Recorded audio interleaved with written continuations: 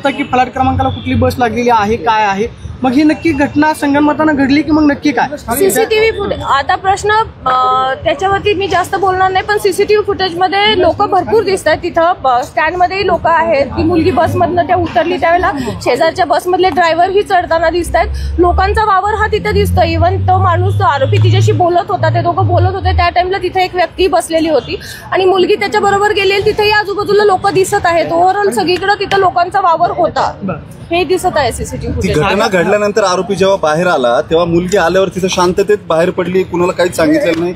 आरोपी निघून जाताना दिसतोय शांततेत. एक्झॅक्टली सीसीटीव्ही फुटेजमध्ये आरोपी खाली उतरला की लगेच 2 मिनिटात मुलगी हे झालेली आहे, खाली उतरलेली आहे आणि नंतर ती निघूनही गेलेली आहे. बसमध्ये बसून ती गेलेली होती. निंब्या रस्त्यात गेल्यानंतर तिने तिच्या मित्राला फोन केला आणि त्याच्यानंतर मग ती परत त्यांना सांगितलं की नाही तू ह्याच्यात कंप्लेंट कर. त्यानंतर मुलगी जवळपास 9च्या दरम्यान पोलीस स्टेशनला आलेली आहे ह्या सगळ्या गोष्टीची माहिती द्यायला. शॉक मध्ये होती का हे सगळं झाल्यामुळं तिला काय करावं हे कदाचित आपण तसं म्हणू शकतो. त्याच्यामध्ये तिला सुचलं नसेल आणि त्यामुळे ती उशिरा आली असेल, परंतु ती आल्यानंतर आपण इमिजिएट तपासाची चक्र सगळी फिरवलेली आहे. बाहेर होता का? गुन्हेगार बऱ्याच गुन्ह्यांमध्ये आहे. त्याचा 392 सारखे गुन्हे आहेत त्याच्यावरती. शिक्रापूर शिरूर ह्या भागा 20 साल की लड़की है, वो पूना से अपने गांव सातारा में फलटन को लिए जा रही थी. तो वो 5:30 पौने 6 बजे के दरमियान स्वारगेट बस स्टैंड पे बैठी थी, बस के लिए वेट कर रही थी. तो दैट टाइम ये जो आरोपी है ये इसके पास आया है. उसने उससे पहचान कर खुद का मतलब पहचान बढ़ाई और फिर उससे पूछा कि दीदी तुम कहाँ जा रही हो, ऐसा मीठा मीठा बोल के उससे इन्फॉर्मेशन निकालवाई कि वो कहाँ जा रही है. और जब उसने बोला कि मुझे फलटन जाना है तो उसने बोला कि फलटन की बस तो वहाँ पर लगी हुई है, आप यहाँ क्यों बैठे हो, चलो मैं आपको बिठाता हूँ. तो लड़की ने बोला कि इधर ही लगती है. तो बोला नहीं मुझे पता है, बोले मैं 10 साल से यहीं पर रहता हूँ. तो वो उसको मीठा बोल के वहाँ पर लेके गया. तो लड़की ने पूछा कि बस में तो अंधेरा है. तो उसने बोला कि ये रात की लेट हुई थी बस, वो अभी है, वो अभी निकलने वाली है, तो आप चाहे तो ऊपर जाके टॉर्च से देख लो वहाँ पर लोग है या नहीं है करके. तो ऐसा बोल के उसने बोला कि ऊपर जाके देखने के लिए बोला. तो लड़की ऊपर जाके टॉर्च से देखने लगी. दैट टाइम वो अंदर आया, उसने दरवाजा बंद किया, फिर ये सब उसके साथ जबरदस्ती की उसने. उसके बाद ये आरोपी सीसीटीवी में दिखता है कि लड़की उसी के साथ जा रही है वहाँ पर बस तक, वो सब दिख रहा है.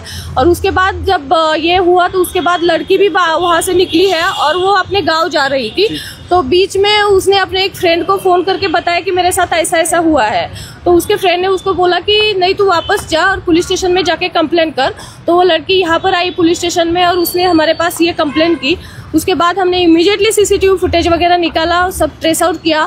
उसमें जो आरोपी है वो पहचान लिया गया है, वो निष्पन्न हुआ है इसमें. और उसको ढूंढने के लिए कल से क्राइम के जोन के सब मैक्सिमम 8 टीम्स यहाँ पर कल से काम कर रही है. डॉग स्क्वाड भी भेजा गया था, वहाँ के खेत खलियान सब जगह पे उसको ढूंढ रहे हैं. मैम किन धाराओं के अंतर्गत मामला दर्ज किया गया है और क्या आरोपी आइडेंटिफाइड हुआ है अब तक?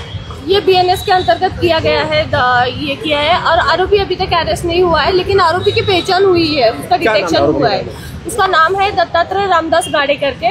इसका एज है 36 से 37 के हिसाब से. एक सवाल ये उठता है मैम कि बस काफी जो बस स्टैंड है स्वारगेट काफी क्राउडेड रहता है, हमेशा भीड़ भाड़ रहती है, फिर भी घटना जो हुई है उसको लेकर क्या आप जो बस के जो इस बस स्टैंड के जो एडमिनिस्ट्रेशन उनको भी जांच के दायरे में लेंगे आपको? हाँ जांच तो करनी पड़ेगी क्योंकि उनकी भी सिक्योरिटी वहाँ रहती है. ये अंदर बस डिपो में हुआ है ये सभी इंसिडेंट, तो उनकी सिक्योरिटी भी दैट टाइम क्या कर रही थी ये भी है. और बहुत क्राउडेड एरिया था, लेकिन ये आदमी ने उसके साथ पहचान बढ़ा के अच्छा बोल के उसको साथ में लेके गया था. और बाद में उतरने के बाद भी लड़की कंप्लेंट देने के लिए आई नहीं है, वो सीधा अपने बस में बैठ के जा रही थी. महिला की स्थिति कैसी है अभी अस्पताल? Now she is okay, absolutely okay. Mentally भी और फिजिकली भी वो एकदम ठीक है. उसको फिजिकली कोई बाकी असॉल्ट नहीं है.